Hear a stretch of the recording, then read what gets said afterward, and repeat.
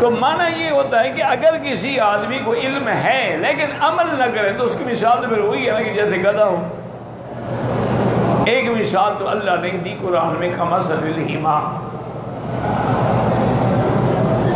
اور ایک مثال ابھی آپ نے پڑھی ہے کہ اللہ نے مثال دی کمثل الکلب، اس کی مثال ایسی ہے جیسے کتا، ان تحمل علیہ یلہس و ان تترکہ یلہس، یعنی آپ اس کو بھگائیں یا ماریں تب بھی وہ زبان نکال کے ہانپتا رہتا ہے، اور کچھ بھی نہ کہیں نہ ماریں تب بھی وہ زبان نکال کے ہانپتا رہتا ہے۔ یہ دو مثالیں کیوں اللہ نے دی، اس پہ غور کریں۔ علماء نے فرمایا کہ سب سے بلید جانور جو ہے وہ گدھا ہے۔ بلید کا کیا معنی ہے؟ یعنی کند ذہن، یہ اس کے اندر ذہانت نہیں ہے۔ اسی لیے آپ دیکھیں نا یہ ضرب المثل بن گئی ہے۔ آج بھی جو بچہ نہیں پڑھتا استاد کہہ رہی آپ تم گدھے ہو، کبھی وہ گھوڑا تو نہیں کہتا نا۔ وجہ کیا ہے کہ یہ جانور ہی بلید ہے، عجیب بے وقوف جانور ہے۔ اچھا اگر اس کو تم سوار کرنا چاہو مثلا کشتی میں، جہاز میں، اس کو آگے کھینچو گے تو یہ پیچھے زور لگائے گا، اور اگر آپ اس کو پیچھے کھینچے تو دوڑ کے چڑھ جائے گا۔ یعنی ہر وہ کام کرے گا جو آپ کی رائے کے الٹ ہے۔ اور دوسری بات یہ ہے کہ اتنا کند ذہن جانور ہے کہ اس پہ آپ جتنا وزن رکھنا شروع کر دیں نا جی، کہ مثلا 1 من 2 من 4 من، یہ وزن کے بوجھ سے زمین پر بیٹھ جائے گا لیکن آواز نہیں نکالے گا۔ ورنہ ہر جانور جو ہے اس پہ جب آپ بوجھ رکھتے ہیں تو لازمی بات ہے وہ بیچارہ آوازیں نکالتا ہے۔ یہ واحد جانور ہے، آپ اس پر جتنا بوجھ مرضی آئے رکھیں زمین سے لگ جائے گا لیکن آواز ہی نہیں۔ اچھا اور جب اس پہ کوئی بوجھ نہیں ہوگا، حضرت اکیلے کھڑے ہوں گے تو پھر آوازیں نکالے گا۔ تو اتنا یہ کند ذہن ہے بھئی، جہاں فریاد کرنے کا وقت تھا وہاں تو تم نے آواز نکالی ہی نہیں، اور آپ اگر اکیلے کھڑے ہوئے ہیں تو اب جناب آوازیں دے رہے ہیں۔ تو اس لیے یہ جانور جو ہے یہ بلید ہے، اس کے اندر عقل کی کمی ہے۔ یہی سبب بنا کہ اللہ نے ان علماء تورات کو ان سے تشبیہ دی۔ اچھا کتا جو ہے اس کو 2 چیزوں کی تلاش ہوتی ہے، یاد رکھو۔ ایک تو اس کو تلاش ہوتی ہے کھانے پینے کی چیز کی، زمین پہ منہ مارتا رہتا ہے، کہیں کوئی ہڈی، کہیں کوئی بوٹی، کہیں کوئی چیز مل جائے۔ اور دوسرا اس کو تلاش ہوتی ہے شہوت کی، کتے کے اندر شہوت بہت زیادہ ہوتی ہے۔ اسی لیے آپ نے دیکھا ہے نا کہ یہ واحد غلیظ اور نجس العین اور بے غیرت جانور ہے کہ ایک کتی پہ ایک کتا تو باقی لائن لگا کے کھڑے ہوں۔ یہ واحد کمینہ اور بے غیرت جانور۔ اور دوسری بات یہ ہے کہ اس کو آپ یعنی لکڑی ماریں تب بھی زبان نکال کے بھاگے، نہ ماریں تب بھی زبان نکال کے ہلاتا رہے گا، اس کی حالت وہی رہتی ہے۔ آپ لوگوں نے یعنی غور نہیں کیا ہے کہ دشمنان اسلام جو ہیں، اعداء اسلام جو ہیں، ملاحدہ، زنادقہ، وہ کتنا بڑے اسلام کے دشمن ہیں کہ حضور نے کتے کو نجس العین قرار دیا، انہوں نے کتے کو ماشاءاللہ اپنی اولاد بنا دیا۔ حضور نے فرمایا کہ کتا جو ہے وہ اتنا نجس العین ہے کہ کسی شکل میں وہ پاک ہو ہی نہیں سکتا، ورنہ جانور مر جائے، مردار ہو جائے، چمڑا اتار لو، چمڑے کو رنگ دیتی ہیں، دھوتے ہیں، صاف کرتے ہیں، چمڑا استعمال ہو، لیکن کتے کا چمڑا استعمال نہیں ہو سکتا، یہ نجس العین۔ اسی طرح اگر کوئی جانور ہے یا کوئی اور ناپاک چیز ہے آپ کے برتن میں کسی چیز کو، اس کو تو 3 دفعہ دھو ڈالیں کافی ہے، لیکن کتا اگر کسی برتن میں زبان مارے، حضور نے فرمایا کہ اس کو 7 دفعہ دھوئیں اور 1 دفعہ مٹی لے کے مٹی سے رگڑیں اس کو، یعنی یہ ایسی نجس چیز ہے۔ پہلے ہم جب پڑھتے تھے یہی سمجھتے تھے کہ اس زمانے میں کوئی صابن تو ہوتے نہیں تھے، کوئی اینٹی سیپٹک دوائیں نہیں ہوتی تھی، کوئی اینٹی بیکٹیریل دوائیں نہیں ہوتی تھی، نہ مٹی سے تو صاف کیے جاتے تھے، اس لیے حضور پاک نے مٹی سے مثال دی ہے کہ بھی 1 دفعہ اس کو مٹی سے مانجھا جائے۔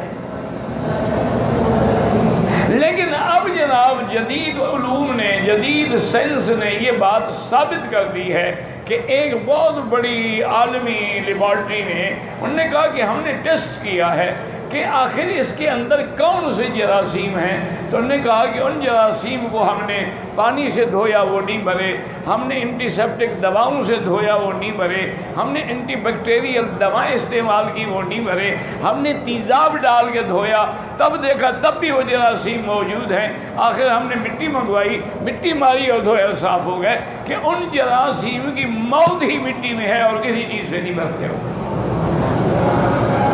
تو حضور صلی اللہ علیہ وسلم نے 1400 سال پہلے جو بات فرمائی تھی، آج سائنس دھکے کھا کے پھر وہیں آ گئی۔ ابھی یہ تازہ بات ہے، یعنی کوئی 2-4 مہینے کی ہوگی کہ وہ انٹرنیٹ پہ آتی ہے، ایک ڈاکٹر کو یہ وہم پڑ گیا یہ مسلمانوں کو کیا ہو گیا ہے، کوئی آدمی آتا ہے جی یہ پانی پڑھ دو، وہ پڑھنے والا کوئی پڑھتا ہے پتہ نہیں کیا پڑھتا ہے، پھونک مار کے پانی دے دیتا ہے۔ انہوں نے کہا ابھی ہماری سائنس تو یہ کہتی ہے کہ آدمی کو پانی میں پھونک نہیں مارنی چاہیے ورنہ اس کے جراثیم پانی میں چل جائیں گے۔ اسی لیے آپ نے دیکھا نا کہ وہ ڈسپوزیبل چیزیں رکھتے ہیں کہ جس گلاس میں تم نے پانی پی لیا اس کو پھینک دو، اب جس پلیٹ میں تم نے کھانا کھا لیا بس اس پلیٹ کو بھی پھینک دو۔ اسی لیے حتیٰ کہ انجیکشن لگانے کے لیے بھی جو سرنجز ہیں وہ جس پر انجیکشن لگا اس کو پھینک دو۔ تو ان لوگوں نے یہ ریسرچ کی کہ آخر یہ کیا وجہ ہے، تو کہتے ہیں کہ میں نے ایک عالم دین سے، مسلمانوں کے عالم سے ایک اسلامک سینٹر میں رابطہ کیا اور میں نے کہا کہ حضرت اس پانی پہ مجھے پڑھ دیں بیماری کی شفا کے لیے۔ اس نے کہا تم مانتے ہو؟ تم تو مسلمان نہیں ہو۔ نے کہا جی مسلمان ہونا الگ بات ہے، بیماری تو منواتی ہے نا۔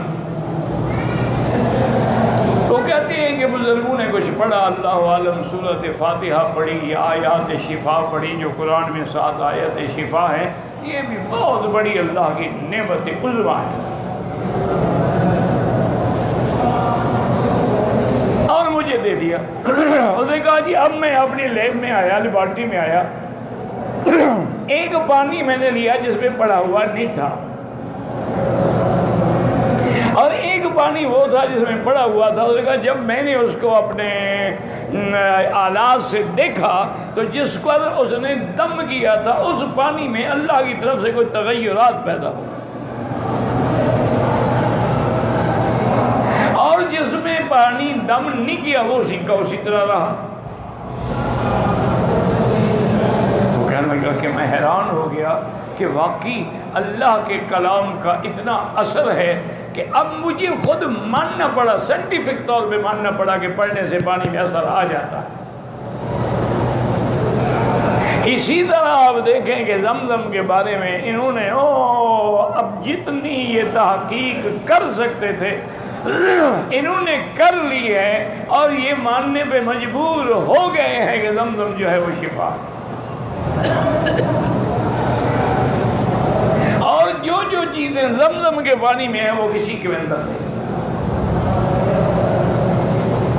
یعنی یہ اب ان دشمنوں نے بھی یہ بات مان لی۔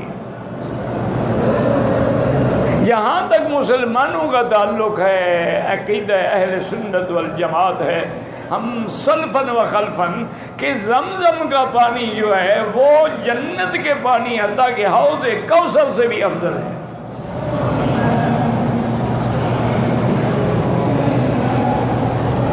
اس کی وجوہات دیکھیں نا، یاد رکھیں کہ علماء جو ہیں وہ اپنی طرف سے کوئی بات نہیں کہتے، قرآن و حدیث سے وہ دلائل کو نکالتے ہیں، وہ موتی چنتے ہیں جو سمندر کے اندر ہیں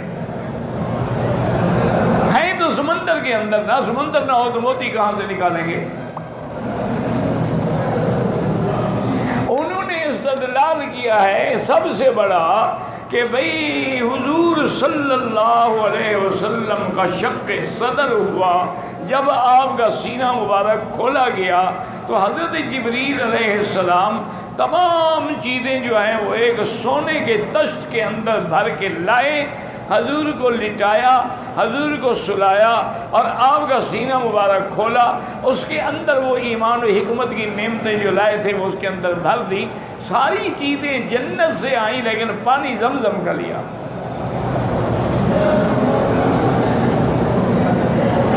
تو اب علماء اور محدثین نے دلیل پکڑی کہ اگر زمزم کے پانی سے جنت کا پانی افضل ہوتا تو جبریل لاتے ہوئے تھک تو نہیں جاتے ہیں؟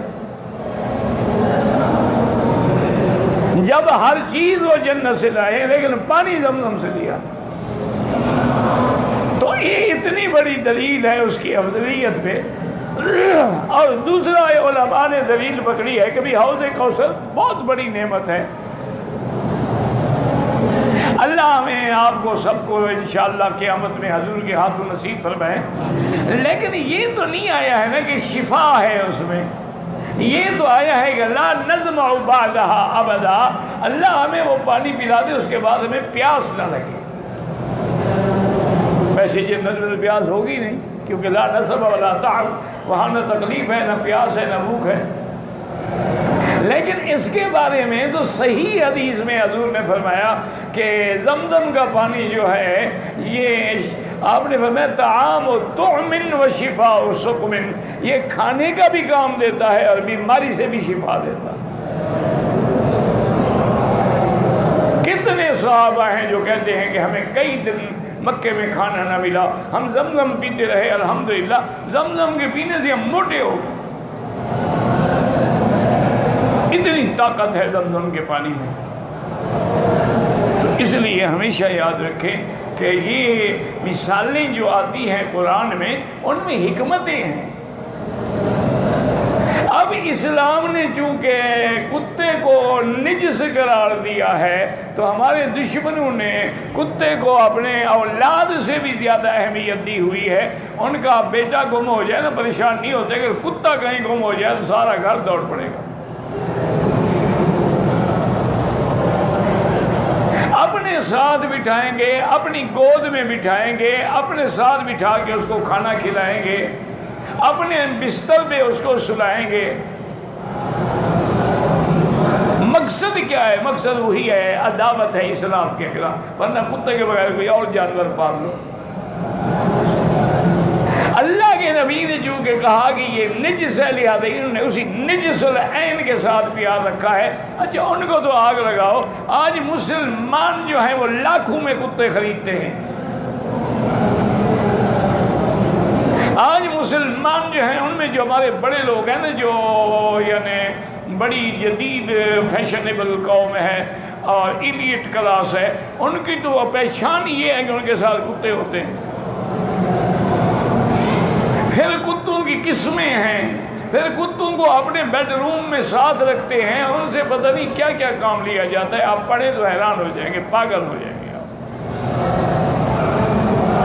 تو اس لیے ہمیشہ یاد رکھیں کہ جو آدمی اللہ کے قرآن پہ عمل نہیں کرے گا اس کا حال پھر وہی ہوگا کہ جیسے کتا ہوتا ہے کہ اگر اس کو ڈانٹو تو وہ زبان مارے گا اور نہ ڈانٹو تو زبان مارے گا، بس وہ دنیا میں کھانے پینے کے پیچھے لگا رہے گا، آخرت کی اس کو فکر نہیں ہوگی۔ اللہ پاک آپ کو ہمیں آخرت کی فکر عطا فرمائیں۔